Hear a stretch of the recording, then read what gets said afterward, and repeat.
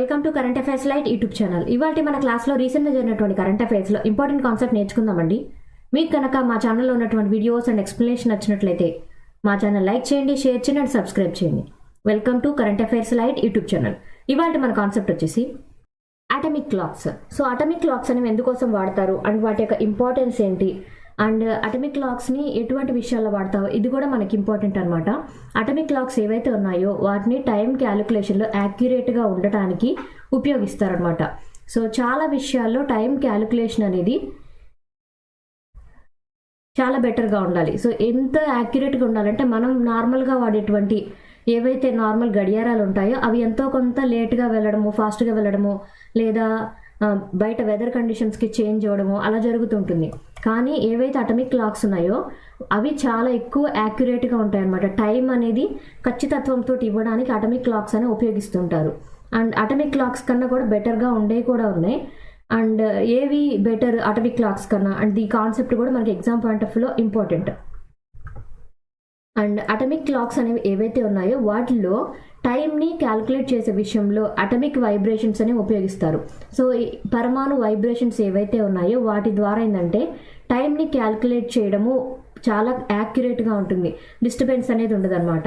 And ఎంతవరకు ఖచ్చితత్వం ఉంటుందంటే నార్మల్గా ఎక్కువగా వాడేటువంటి అటామిక్ క్లాక్స్ ఏవైతే ఉన్నాయో వాటిలో స్లైట్ డిఫరెన్స్ మాత్రమే ఉంటుంది. అంటే మనం ఏదైతే టైం క్యాల్కులేషన్ ఉందో దానిలో 300 మిలియన్ ఇయర్స్లో 1 సెకండ్ తేడా మాత్రమే ఉంటుంది. అది పెరగడమైనా తగ్గడమైనా 1 సెకండ్ తేడా మాత్రమే ఉంటుంది. అదే ఆప్టికల్ టైప్ ఉండేటువంటి క్లాక్స్ ఏవైతే ఉంటాయో వాటిలో కనుక తీసుకుంటే 300 బిలియన్ ఇయర్స్కి ఒక్కసారి కొంచెం డిఫరెన్స్ ఉంటుందన్నమాట. అంటే మనం ఇక్కడ అర్థం చేసుకోవాల్సింది ఏంటంటే అటామిక్ క్లాక్స్ని తీసుకుంటే ఎంతైతే చేంజ్ వస్తుందో దానికన్నా కూడా ఆప్టికల్ క్లాక్స్ని కనుక మనం యూజ్ చేస్తే వాటిలో పెర్ఫార్మెన్స్ అనేది ఇంకా బెటర్గా ఉంటుంది. సో అటామిక్ క్లాక్స్ కన్నా ఆప్టికల్ క్లాక్స్ అనేవి ఇంకా యాక్యురేట్గా వర్క్ అవుతాయి. అండ్ వర్కింగ్ పరంగా వీటిలో అటామిక్ క్లాక్స్లో ఏమి వాడతారు అంటే సీజియంని వాడతారు అటామిక్ క్లాక్స్లో.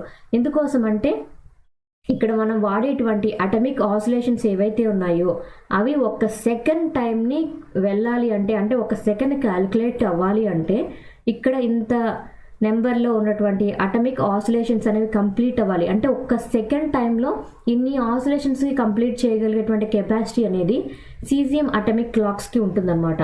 అండ్ ఏవైతే మనం అటామిక్ క్లాక్స్ కన్నా ఇంకా బెటర్ పెర్ఫార్మెన్స్ ఇస్తుందని చెప్తున్నామంటే ఆప్టికల్ క్లాక్స్ అనమాట. ఆప్టికల్ క్లాక్స్ పరంగా ఏంటంటే ఇవి అటామిక్ క్లాక్స్ కన్నా బెటర్ పెర్ఫార్మెన్స్ అనేవి ఇస్తాయి. అంటే టైంని క్యాలిక్యులేట్ చేసే విషయంలో చాలా బెటర్గా ఉంటాయి.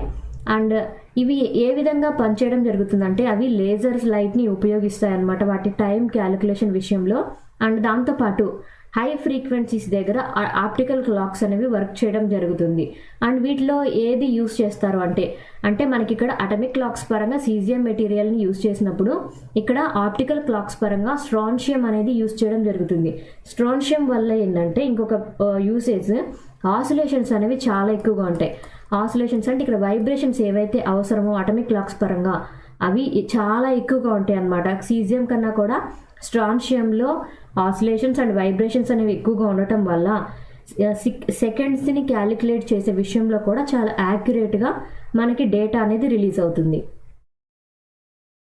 అండ్ కొంచెం డిఫరెన్స్ అనేది మనం తెలుసుకోవాలి ఏ విధంగా అంటే so coming to atomic clocks and దాంతోపాటు ఆప్టికల్ క్లాక్స్. ఆప్టికల్ క్లాక్స్ పరంగా ఇంపార్టెంట్ ఏంటి, అటామిక్ క్లాక్స్ పరంగా ఇంపార్టెన్స్ ఏంటో తెలుసుకోవాలి. అటామిక్ క్లాక్స్ ఏవైతే ఉన్నాయో వాటిలో సీజియం మెటీరియల్ అనేది యూస్ చేస్తారు. ఆప్టికల్ పరంగా స్ట్రాన్షియంని యూస్ చేస్తారు. అండ్ అటామిక్ క్లాక్స్ పరంగా ఏమి యూస్ చేయడం జరుగుతుందంటే మైక్రోవేవ్ సిగ్నల్ అనేది యూస్ చేస్తారు. సో మైక్రోవేవ్ సిగ్నల్స్ ఆధారంగా అటామిక్ క్లాక్స్లో టైం క్యాలిక్యులేషన్ అనేది వైబ్రేషన్స్ ద్వారా మైక్రోవేవ్ సిగ్నల్స్ని వైబ్రేట్ చేయడం ద్వారా టైం క్యాలిక్యులేషన్ జరుగుతుంది. అదే ఆప్టికల్లో అయితే లేజర్ లైట్ని యూస్ చేస్తారు. సో లేజర్ లైట్ని దట్టు హై ఫ్రీక్వెన్సీ ఉన్నటువంటి లైట్ సిగ్నల్స్నే వాడతారు. సో హై ఫ్రీక్వెన్సీ సిగ్నల్స్ని కూడా ఆప్టికల్ ఫైబర్స్లో వాడగలుగుతున్నాం. బట్ కమింగ్ టు క్యాలిక్యులేషన్ అంటే టైం క్యాలిక్యులేట్ చేసే విషయంలో అటామిక్ క్లాక్స్ అనేవి నార్మల్గా వాడేటువంటి గడియారాల కన్నా కూడా యాక్యురసీ లెవెల్ అనేది హైగా ఉంటుంది. అండ్ అటామిక్ క్లాక్స్తో పోలిస్తే ఆప్టికల్ క్లాక్స్లో మోర్ హైగా ఉంటుంది అనమాట, చాలా ఎక్కువగా ఉంటుంది. టైం క్యాలిక్యులేషన్ అనేది చాలా బెటర్గా ఉంటుంది.